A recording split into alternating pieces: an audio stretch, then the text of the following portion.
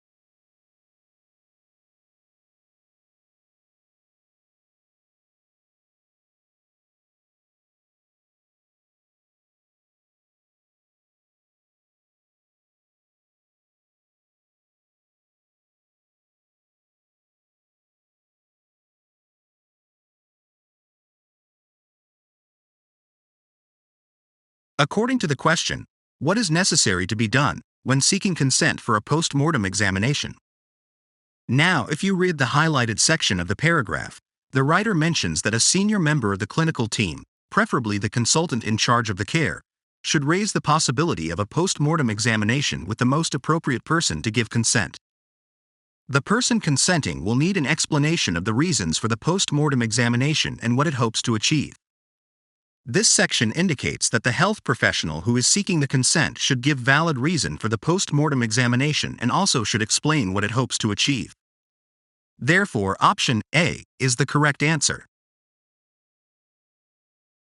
Let's look at the next question.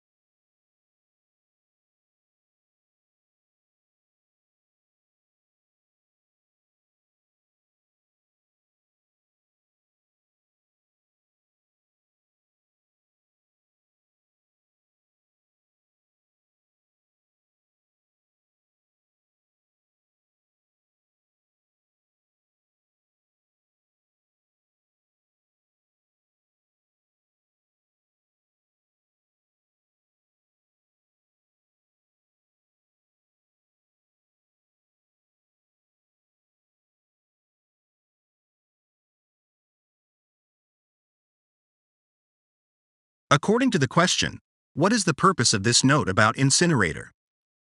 To understand the purpose, we need to read the complete paragraph. However, keep a note of the highlighted section. Now let us read the complete paragraph together to understand what is being told. Materials with high fuel values such as plastics, paper, card and dry textile will help maintain high incineration temperature. If possible, a good mix of waste materials should be added with each batch. This can best be achieved by having the various types of waste material loaded into separate bags at source, that is wards and laboratories, and clearly labeled.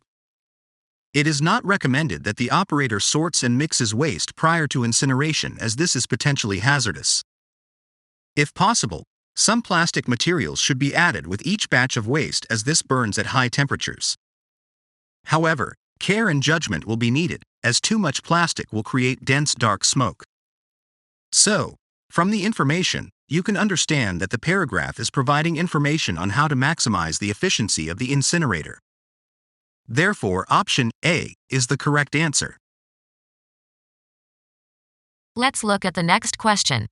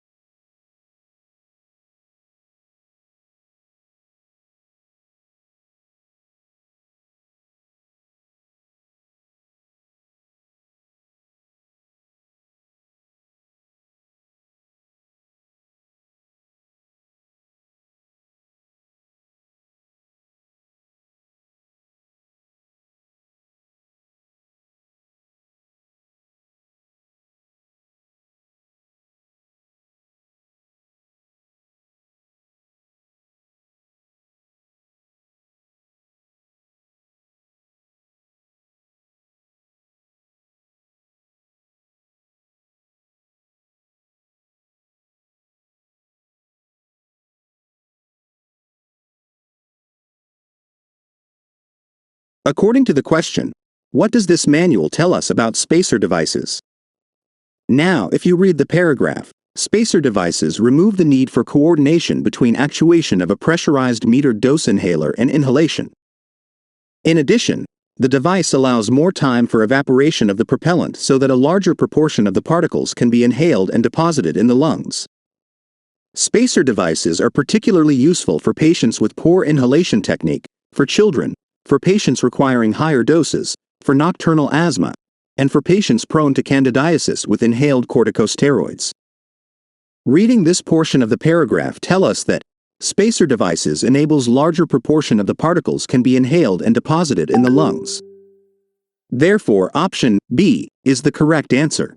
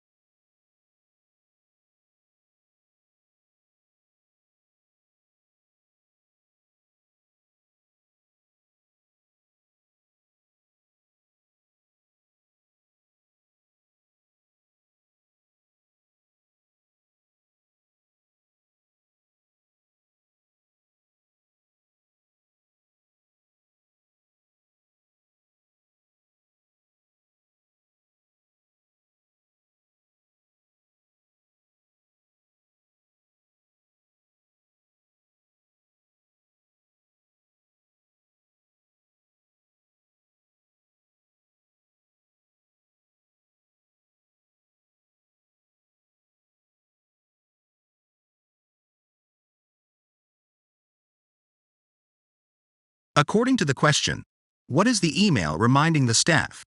Now, if you read the section that is highlighted, you can see that it is comparing the benefits of using bed rails with the drawbacks and concludes that use of bed rails are beneficial. Let us read the highlighted section together to understand it. While deaths due to bed rail entrapment occur less than 1 every 2 years and are avoidable if the relevant advice is followed, staff should continue to take great care to avoid bed rail entrapment, but be aware that in hospital settings there may be a greater risk of harm to patients who fall out of bed.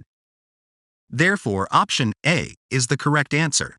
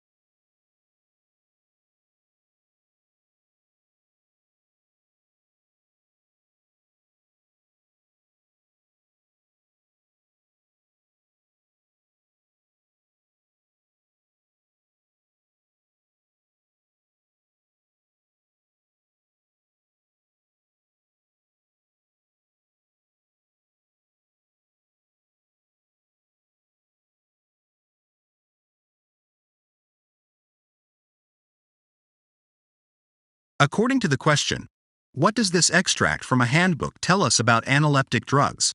Now, if you read the section that is highlighted, their use has largely been replaced by ventilatory support. However, occasionally when ventilatory support is contraindicated and in patients with hypercapnic respiratory failure who are becoming drowsy or comatose, respiratory stimulants in the short term may arouse patients sufficiently to cooperate and clear their secretions. This implies that analeptic drugs may be useful for patients who are not fully responsive. Therefore, option A is the correct answer.